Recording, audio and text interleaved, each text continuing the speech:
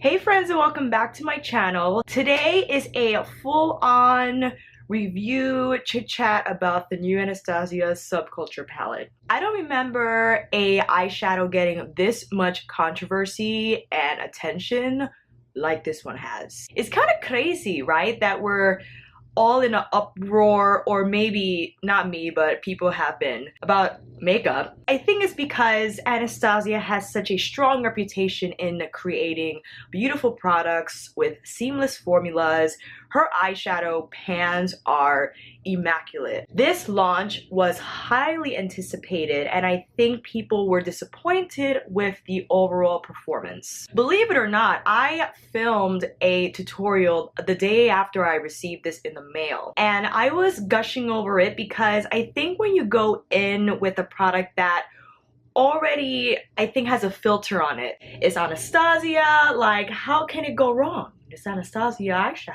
And then when you're using it, you'll bump into maybe like a tough blend here or there. Yeah, maybe that shade is a little powdery, or that's a lot of pigmentation and a lot of fallout. And you overlook it because again, it's Anastasia, or whatever your favorite brand is at the moment. And when I saw Alyssa Ashley's review, I went back to my footage and thought, maybe it was that bad. And I tried it again because the first tutorial I didn't use the color she used, and I had better luck. Then I filmed it again using the New Wave shade, All Star, and Fudge. Those shades she had huge problems with.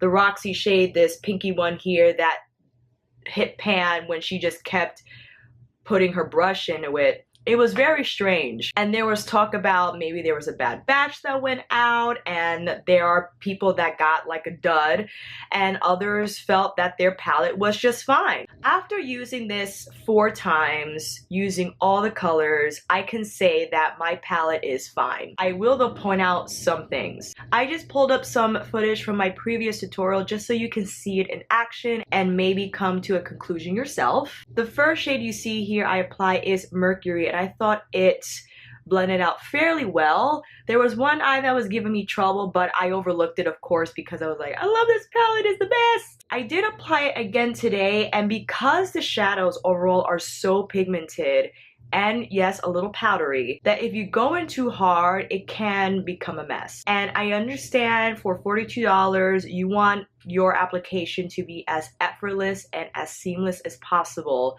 So that was probably one of the critiques overall, that for a palette to cost this much money and for you to go in with caution, it's like, is that worth it? The next color I apply here, you'll see, is Untamed, which I actually really like.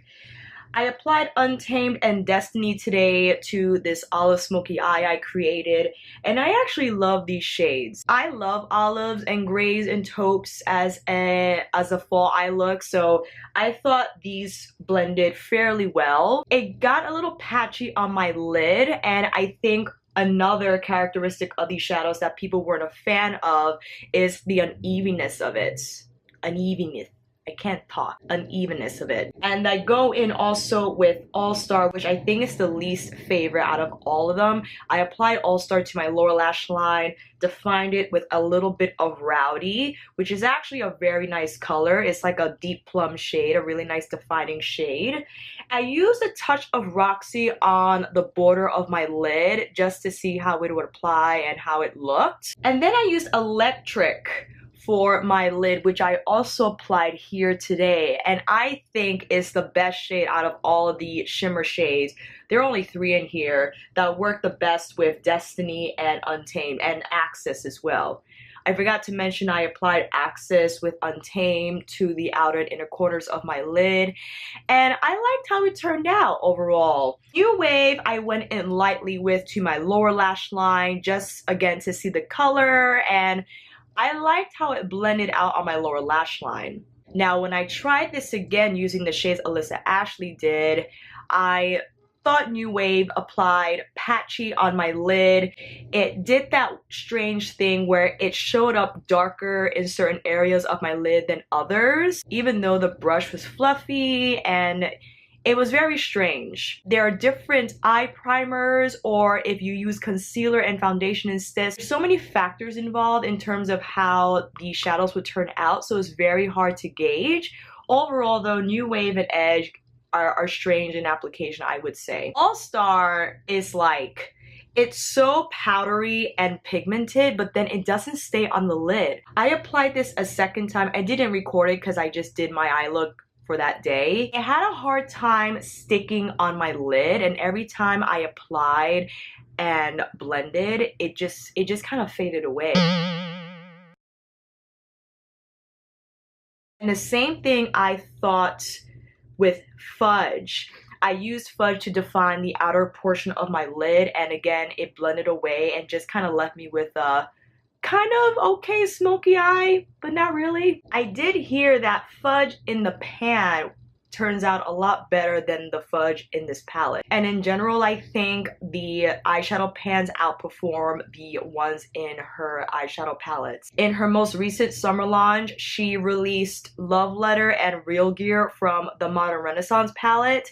And when I used those shadow singles, I thought they performed a lot better than the ones in Modern Renaissance. I don't know what it is, like if they're pressed differently in the individual pans versus the pans in the palettes, but it is true, I feel that the pans outperform the eyeshadow palette pans, and I don't know, maybe because they're not as mass produced, or it's a different formula, it's a different process altogether, who knows. I love Adorn with the warmer shades. It can get a little funny with Untamed and Access. I really think Electric is the only shade that goes well with Access and Untamed. And Roxy I thought to be a really nice transition shade. It didn't do that powdery, like so dusty thing that happened with Alyssa. Maybe I got a good Roxy, but I thought this blended out well on my crease. And Dawn is just your basic beige color that you can set your primer or concealer with on the lid. Cube is a duochrome type of shade, so even though it shows up white in the pan, it's hard to see here. I'm sorry about that.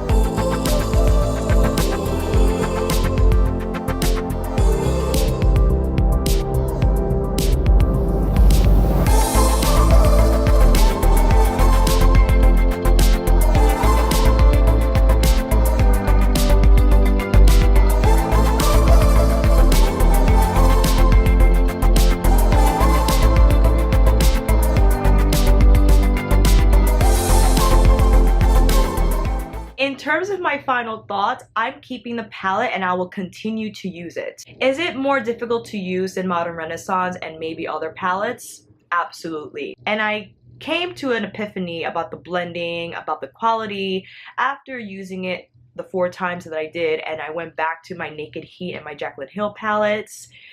Using those palettes, it was just effortless. And I'm like, man, maybe the Anastasia shadows from Subculture are harder to blend. And it's kind of like you gotta use it, then you gotta go back to it after you use other shadow palettes that you've had more success with, and you don't realize it after the fact. And then I decided after, for sure the Subculture eyeshadows are tougher to work with, and you're just starting to learn how to work with eyeshadows and such and such and such. Maybe this isn't the palette for you.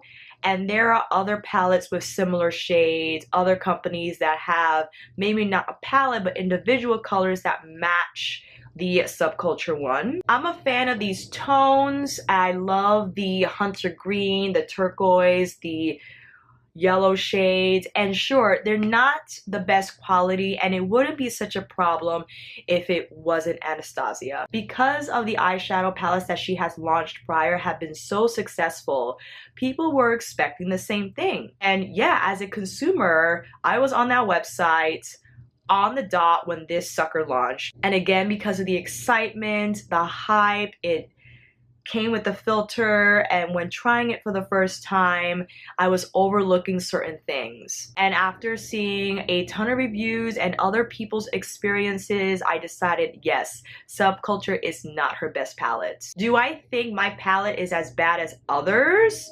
No. There's some pans that I've seen on YouTube that are just so dusty and messy. I'm like, man, what kind of palette do they have? And here's a close-up. You see that it's been well loved, and I've only used it maybe like 5 times because I did my eyes with it today from the other 4 before.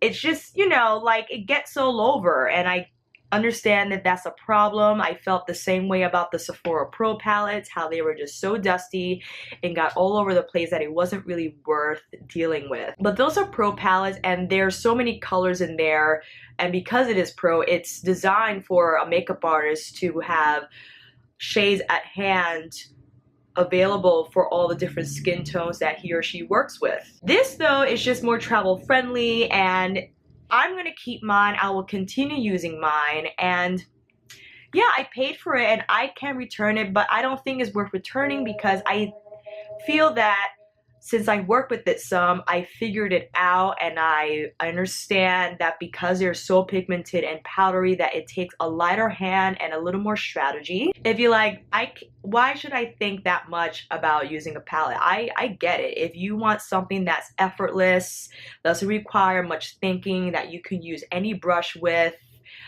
go in with a heavy hand and it won't turn out to be a disaster, then yeah, Subculture is not for you. I'm keeping it because I will use this in conjunction with other eyeshadow palettes to create other looks. I will also use it with Modern Renaissance just to see how that turns out. And yeah, those are my final thoughts. I'm keeping it. I like it. I love the colors. I love the arrangement of colors.